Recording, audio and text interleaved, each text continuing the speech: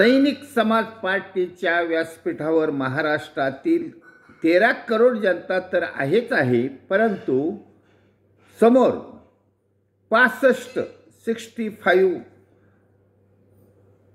सरदार उपलब्ध आहेत.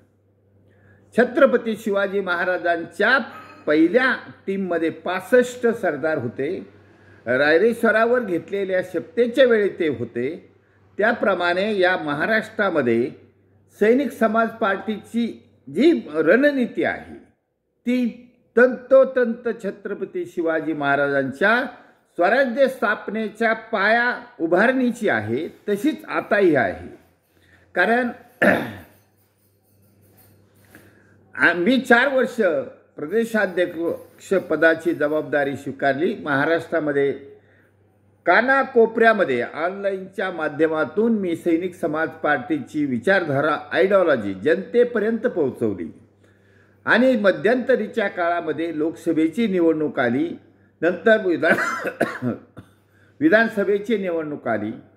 कोणत्याही जुन्या पक्षाला सुद्धा लोकसभेच्या निवडणुकीमध्ये 8 उमेदवार देता आले नाही, ते आम्ही करून दाखवलं. तसंच 12 उमेदवार विधानसभेच्या निवडणुकीमध्ये रणांगणात उतरले होते. ही काही कमी अचिव्हमेंट नाही, ही माझ्या कार्यकालात झाली. हे श्रेय मी स्वतःवर घेतलं नाही, मी हे संपूर्ण टीमला दिलेलं आहे. आमचे तुकाराम डफळ असतील, मोरे साहेब, त्यावेळचे मोरे साहेब असतील, किंवा आपले आत्ताचे प्रदेशाध्यक्ष श्रीयुत अरुण कदम साहेब ऑनरी कॅप्टन असतील, या सर्वांनी मिळून हे सैनिक समाज पार्टीचा रथ महाराष्ट्रामध्ये चालवलेला आहे. त्यामुळे आता सैनिक समाज पार्टीचे नवोदित प्रदेशाध्यक्ष म्हणजे आम्ही 65 जण अजूनही त्यांच्याबरोबर आहोत. कारण ह्या मोहिमा आहेत, मोहिमा प्रत्येकाने राबवायची आहे. मोहीम थेट छत्रपतीचं राज्याची पुनरावृत्ती करण्यापर्यंत चालत राहणार आहे. त्याला मध्ये फुल स्टॉप नाही, स्वल्पविरामसुद्धा नाही. त्यामुळे सैनिक समाज पार्टी ही महाराष्ट्रामध्ये सतत कार्यरत राहणार आहे. कारण छत्रपतीच्या काळामध्ये त्यांना इंग्रज, डच, फ्रेंच, मोगल आणि यांचा जे विरोध होता, तसा आता या सैनिक समाज पार्टीला डायरेक्ट विरोध जरी नसला तरी प्रस्थापित घराणेशाही पक्ष चे नेते, वंशवादी नेते आणि गुंडाशाहीचे नेते, ज्यांनी या महाराष्ट्रामध्ये गुंडाराज चालवलेला आहे. प्रत्येक उमेदवाराचा, प्रत्येक नेत्याचा बायोडाटा आता लोकांपर्यंत पोहोचत आहे. कारण जसंच हे social media in favour of सैनिक समाज पार्टी मिळालेली आहे, तसंच या लोकांची जे कुनीती आहे, या लोकांचे कुकर्म आहेत, ते सर्व सोशल मीडियाच्या माध्यमातून या समाजाला ज्ञात होत चालले आहेत.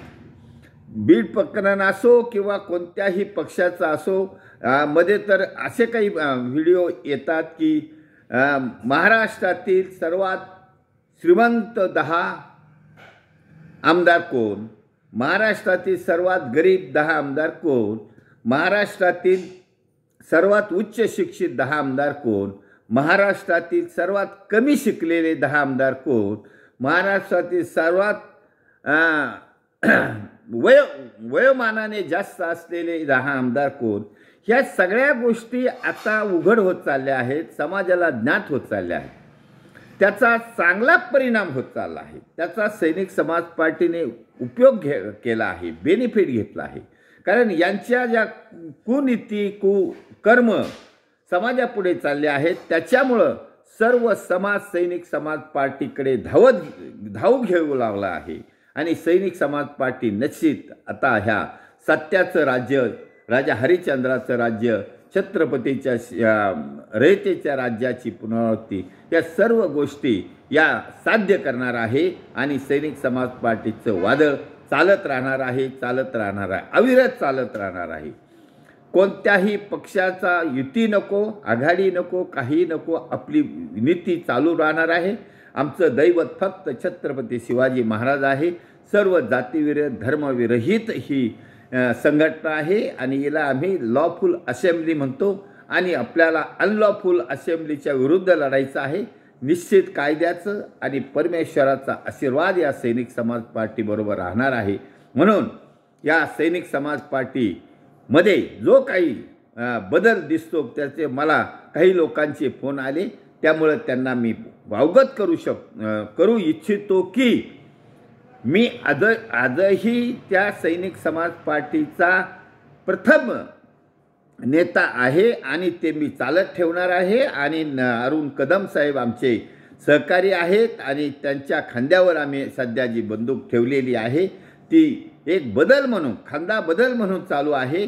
त्यामुळे सैनिक समाज पार्टीची ही रणनीती सतत चालत राहणार आहे, अविरत चालत राहणार आहे, कासव गतीने चालत राहणार आहे.